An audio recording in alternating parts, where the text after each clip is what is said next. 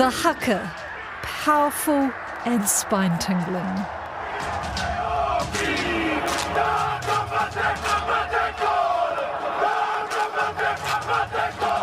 It's a show of physical prowess, but also embodies our country's cultural pride, strength and unity.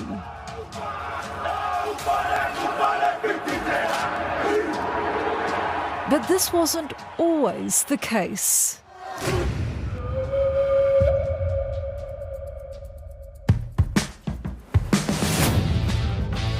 The Haka Party was a hangover.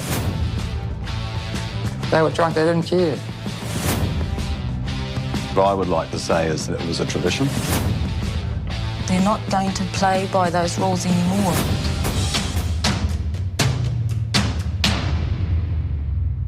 Kia ora, I'm Amanda Gillies, and on The Detail today, the Haka Party Incident billed New Zealand's last war. It took place back in 1979. It lasted just 3 minutes. He Taua brought to the surface a lot of the attitudes of many other white New Zealanders. I can't speak for the other side. I can see that we were wrong. I have no regrets about being involved in it. Suddenly discovered that there was a race relations issue.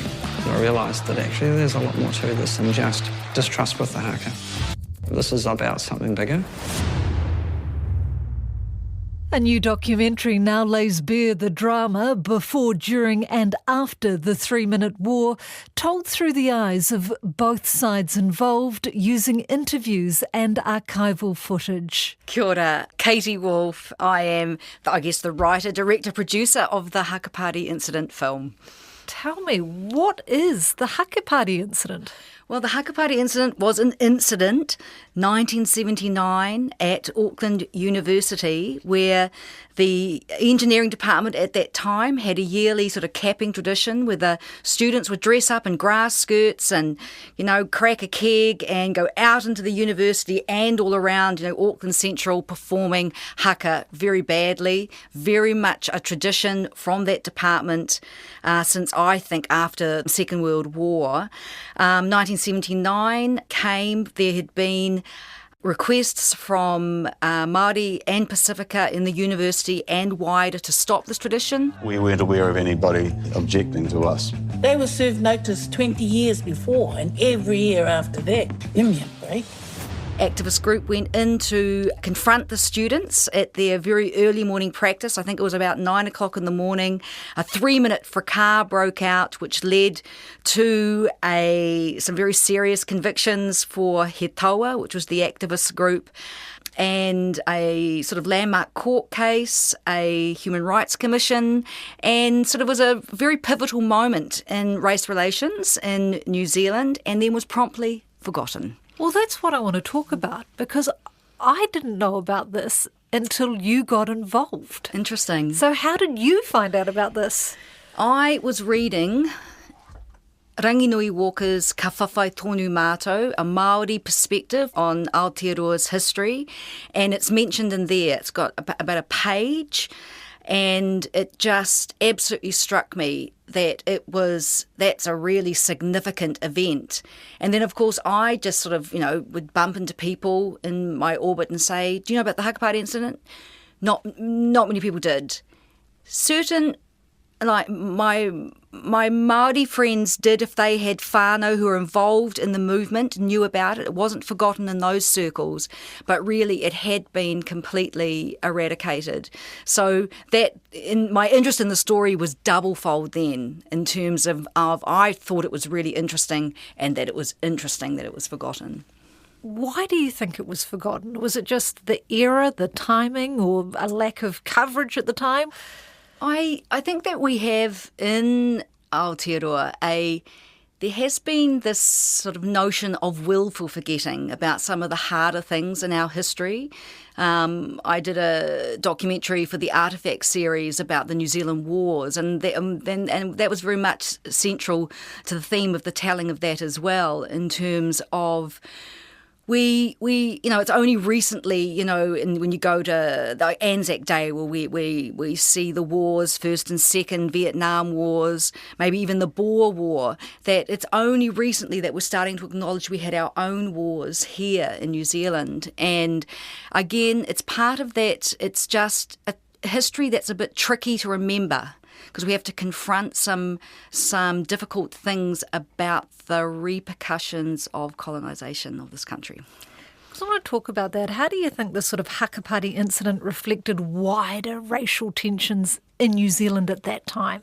I think that it was this idea that there was a feeling that Māori needed to assimilate into New Zealand culture, that we all had to be New Zealanders, that, when they did the Human Rights Commission and people put submissions in, gosh, it's a very popular word right now again. Yes, Wolf is referring to the other submissions over another race relations fallout happening now, 45 years later. It's dominating headlines and, well, crashing websites. More than 300,000 submissions have been made on the Treaty Principles Bill, setting a new record. It comes after Parliament's website crashed due to an unprecedented number of users making a submission at the same time. So that's 2025. Let's rewind back to 1979. When people were putting their submissions in to the Haka Party Incident sort of inquiry, there was a feeling that, it's okay for Māori to have their, do their dances and everything, for tourism, but really we all just had to be New Zealanders. So this idea of one New Zealand was very, very popular back then.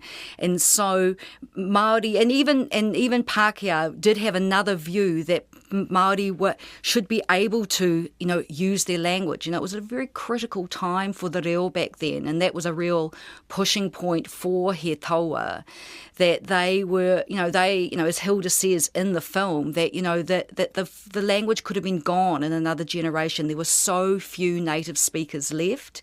So it was very critical at that time. But the idea that Māori were in partnership was really no one knew about that. That was completely new language at that time. And the language of the engineering students, how did they respond when they were told, no, we don't want you to do this is mocking, this is insulting? Why didn't they stop earlier on? Well, I always try to take, when I got to know the engineers, that they were, all of them, for some reason, I don't know why, but they, at that time, the engineering department only had young white men in it. There were no women in the department. There were no Māori in the department. They all came from Catholic boys' schools from around Auckland. They came into this department and they just did what the tradition was. They didn't question it. It's very, it was just what you did. So they were very shocked when someone, I think Simon in the documentary says, Suddenly discovered that there was a race relations issue. I realised that actually there's a lot more to this than just distrust with the haka. They didn't have any idea how to deal with it. They didn't know, that they lived completely separate lives. There was a real separation in society. So for them, I think the fact of the matter that it was willfully forgotten by them as well was that they really didn't have any understanding of what happened. And when I started making the documentary all these many, many, many years later, it was a chance for them to actually talk about those questions. Some of the interviews I did, it was the first time they'd actually talked about it since 1979. I want to know, how did you get them on board? How easy or hard was that? It was really hard. And Brent Meakin was one of the first engineers that I spoke to. He was part of sort of like an old boys group at the department, and they were really thinking about reconciliation around this. So he was very open to talking about it. But that was what, Brent was the only one. And then before the film, it was a play at the Auckland Theatre Company, and I was in rehearsal and Jade from the front desk popped her head in the door and she said, "There's someone on the phone for you." So I went out and it was one of the engineer's wives actually. And she'd heard that there was a play being made and she rang and spoke to me and said, "I really, really would like my husband to talk about this." So she introduced me to Ian, her husband, and it was from Ian that we were, there was sort of a leapfrog thing from then of meeting the engineers. But, it was Karen, who I've got very, very thankful to introducing me to her husband Ian and getting that ball rolling. Oh, I think we're bringing Karen back. I love that. This is good. When they faced you, though, how receptive were they to you? Did you go in gentle or did you just think, nah? No, I went in, I met with them first and would speak with them before I ever put them on camera or even did an audio recording. I really wanted them to know why I was telling the story. I really wanted them to know that the only people who were involved in telling the story is that you had to be in the room that day. So I wasn't bringing in political commentators, I wasn't bringing in journalists, I wasn't bringing in any media from the time, I wasn't bringing in academics or historians. The only thing I was interested in was if you were in that room at Auckland University on May 1st, 1979, your voice was in this documentary. I think that really helped, made them feel more comfortable that there wasn't going to be a view overlaid into the documentary, that their truth would be put forward. And are they happy with it? Have you heard from them post-doco having seen it? Yes. Do they learn much? Yeah, well, the thing is we've had quite a journey now because, of course, there was the very first workshop showing of the play and they all came. And, it's quite, afterwards they're all in the, there's Ian and Simon and Huni Harawera with all their arms around each other, all cracking up because they're all very young at the time. And then, of course, there was the opening of the play itself after the workshop production where they were all there again. They were all there for the opening of the film. So we've all been on this journey together and I always give them a call afterwards, especially some of my, like Simon Fair, he's got a very, his own point of view. He's quite a libertarian. I have no regrets about being involved in it. And he's always up for it. He's very happy that his that his views are out there. So I really, I have kept in close contact and, it's a journey they've actually all really loved and treasured coming on. One of the interesting things is that as part of the play and to tell the full story, you have to perform the mocking haka. Yeah. How was that in that process and also for Māori having to relive through that? Yeah, that's a really good question because we only had photographs of the haka, lots of them, lots of photographs, but not any moving footage of it. And it was quite sort of late into the piece. I got actually sent the song sheet that they used, or the haka sheet they used in 1979. So I was able to identify what the actual haka were that they performed, because no one could remember. No one could remember what haka they performed. I think they remembered kamate, but there's another haka called akarana. So we were able to find the kupu or the words of the haka that they performed and from the photographs ascertain how it was performed. I must say that for my actors on stage, they, that some of them found it very uncomfortable to perform the haka that way. And to be fair, that when we perform it on stage, you only ever see kamate performed very badly they turn their backs on the audience and you see it from behind. And so you get that incredible moment where Hilda comes forward and asks them to stop. So the performers didn't really like performing it, but they also knew that they had their, that they got to perform beautiful haka at the end of the play. So they got to sort of tear themselves, to cleanse themselves of that. Get up and fight for your rights. Don't let the white man oppress you. No more.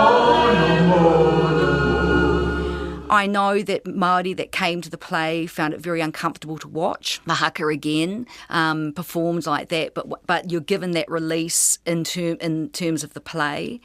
In terms of the film, I've kept the same structure, that even though we do see the haka performed so badly, and not only by the engineers, from some of the TV footage from the 1970s, that we close the film with a beautiful haka performed by Auckland University students down at Waipapa Marae. Did the original engineering students, can you see them cringe or like be embarrassed when they think, oh God, that was us back in 1979? It's interesting. I didn't really sense that in terms like they look back at it, and I think it's not like they're looking. They were kids in a way, and they were just doing what everyone else did, and of course it was for such a short time because they were first or second years. They were only 17 or 18, and this thing happened, and then it was gone.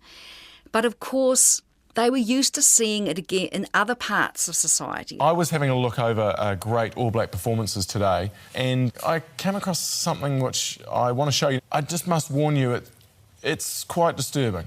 It's footage of the All Blacks performing a haka in 1973 at Carter Farms Park. Right, what's wrong with it? Now, there, Ian Hurst's performance here on the right, particularly lacklustre. Oh, wow. Oh, wow. Did they not rehearse it beforehand? I'm not sure they did. They were turning on a week of it and seeing that, the haka being performed terribly on that. So they didn't... They weren't cringing on their personal behalf, but it was just a feeling of their eyes opening and going, well, it was all around us. And this whole sort of thing that you become inured to these practices inside society, which again is what the documentary is exploring, this idea. I think that Mitzi says in it that we all become used to living inside racism. We can't see it anymore. How far do you think we've come, 2025 this year, in terms of racism and race relations in New Zealand? Have we come that far? We have come a lot in terms of the resurgence of the reo, my whānau, my children speak the reo, I speak the reo. There's been, opportunities for that to happen.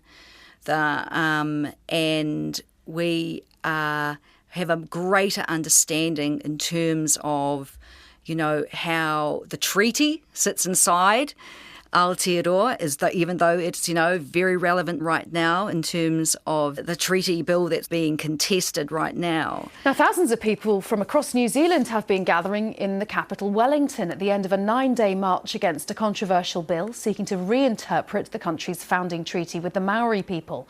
Protesters gathered outside New Zealand's Parliament building, arguing the legislation would dilute the rights of the Indigenous Maori people, who make up nearly 20% of New Zealand's population. I think that there are, some factions of society that are still quite conservative. The apple doesn't fall very far from the tree. And so these sort of, I would almost call old-fashioned New Zealand values can sort of perpetuate. And it's a personality-driven thing.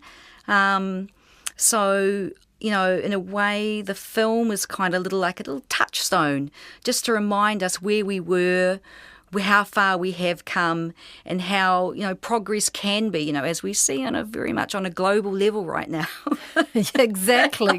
we live in a global context, in terms of this, the resurgence of the right now, and the permissions that is giving for people to voice these bigotry, and this whole anti-woke thing that's happening right now.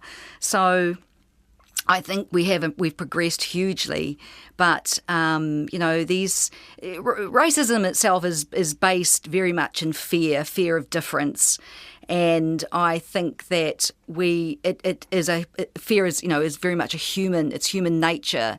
So these things we always must keep in check. There was a lot of backlash and also a lot of support for TJ Perenara last year when he performed the haka for the All Blacks, when he referenced the treaty bill. The Prime Minister's refusing to be drawn into the debate around TJ Perenara's controversial decision to reference the treaty bill in his final haka at the weekend. The bill's author, David Seymour, told the halfback to stick to the scrum. An All Black great storming into the treaty debate, telling the government to honour the treaty.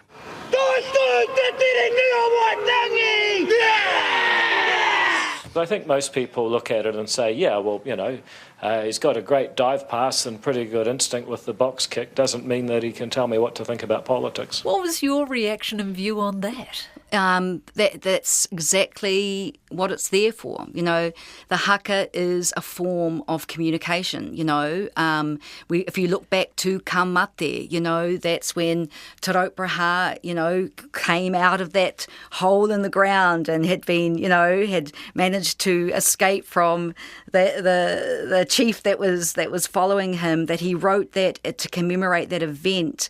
You see that all the way, even Akarana, the Auckland University haka. It's a haka taken from a Waikato haka, tau kātou, but it was there to give mana to the Māori students in 1923 when it was written. So message is always inside haka. And coming right back to when Hana stood in Parliament this year to perform ka mate, it was completely appropriate that ka mate was performed in Parliament that day. Chaotic and unprecedented scenes erupted in Parliament today as MPs voted on the controversial Treaty Principles Bill. The Speaker suspending Parliament after Te Pāti Māori and the public gallery interrupted the vote with a haka.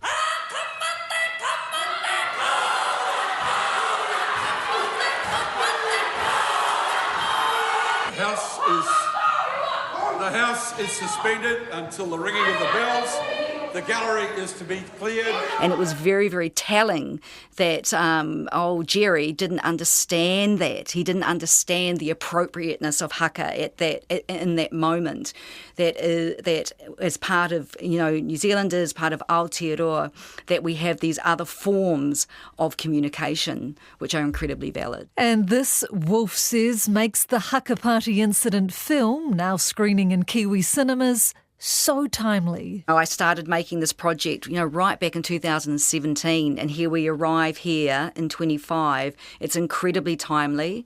That's just the way things have fallen. But I really hope that it contributes really positively to the discourse inside our society right now. What sort of response have you got from people from both sides of the political spectrum? Right from the very get-go, like the very first standing of the play, the audience afterwards, we opened it up to questions, and very quickly the whole audience just took over and were talking amongst themselves. And after about 45 minutes, we had to clear the theatre. People would leave the play and were deep in discussion. So it really, and then they'll go home and say to people, "Oh, you have to go and see that play," because that's what we love as theatre makers. We like to fill up our theatres at the end of the day, creating these pieces of entertainment, and the film is having the exact same response. People really enjoy engaging it. It's like it gives people permission to talk about things they weren't quite sure about. This whole concept of the rise of Māori activism really worried people. I really encourage people to go and see the film and, take someone that you'd really enjoy having a good conversation about it. Young Māori people must continue to fight for Māoritanga. You need to know that. They can beat you, they can jail you, but being Māori is something no one can take away from you. That's all for today. The Detail is a newsroom production supported by RNZ and New Zealand On Air. Thank you to Katie Wolf. This episode was produced by Gwen McClure and engineered by Alex Harmer. I'm Amanda Gillies. Matua.